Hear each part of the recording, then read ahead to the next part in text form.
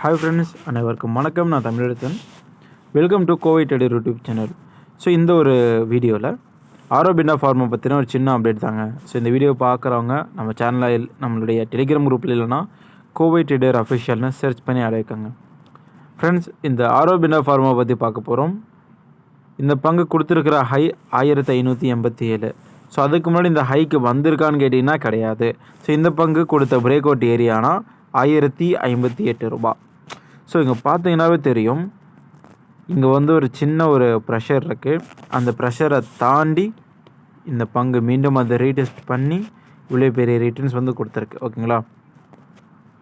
So இந்த இடத்துல நம்ம கவனிக்க வேண்டிய விஷயம், 400 ரூபாயிலிருந்து 1000 ரூபா வரைக்கும் போயிருக்கு.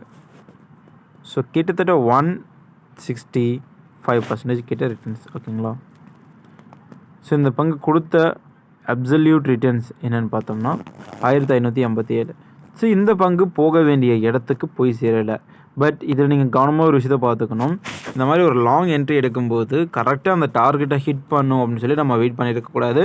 நிறைய நேரத்தில் இந்த மாதிரியான ஒரு முக்கால்வாசி உயர்ந்த உடனே கீழே விழுக வாய்ப்புகள் இருக்குது.